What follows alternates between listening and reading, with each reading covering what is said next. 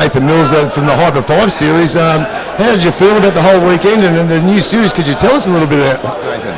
Yeah, for sure. Yeah, we love coming to Taree. It's a fantastic venue for the hydroplanes.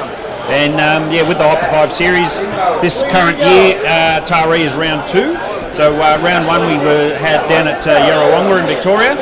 So round 2 here at Taree. We are planning on running at Dargle for round 3, but we'll just wait and see. Unfortunately, they're still battling the after effects of floods and things like that. So we'll see if that still goes ahead.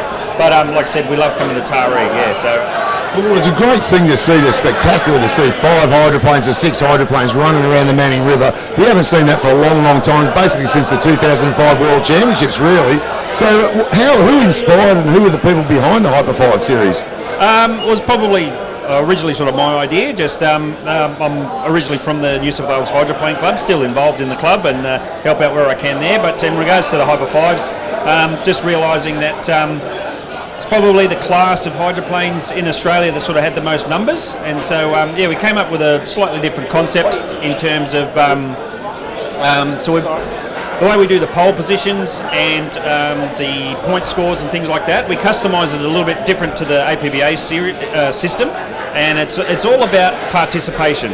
Basically, if a boat turns up and it's on the water and going to race, then they end up getting points. Obviously, you get a few more points if you win, but basically, if you start every race and finish every race throughout the weekend, you end up very, very similar points to someone who happens to win all weekend.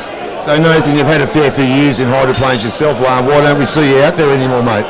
Yeah, well, I probably made the silly decision to sell the boat I had a couple of years ago. I must admit, I do have a new boat, and it's currently in the shed and sort of underway, a bit of a work in progress.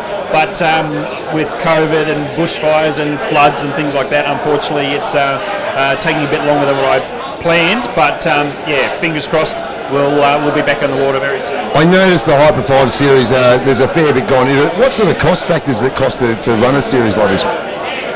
Well, thankfully not too much. I mean, dare I say, I put quite a bit of time into it, just in sort of promoting the series overall, but also each individual boat, things like that. But a little bit of cost in sort of a couple of the promotional items and things like that. But thankfully, Facebook pages don't cost that much and things like that. But so there's certainly a whole lot more effort. Like if I happen to be charging money, it probably would tally up quite a bit. But it's just something I absolutely love, and I'm keen to see grow and prosper, and get more and more boats involved.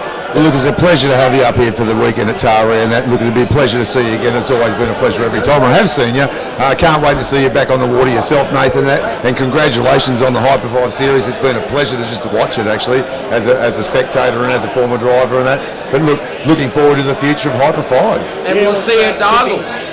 Should be good in terms of 2023. Like I said, we had 5 boats. We were supposed to have a 6th. Unfortunately, one of the Victorian boats had to pull out kind of about a week ago, unfortunately. But so we should have had 6.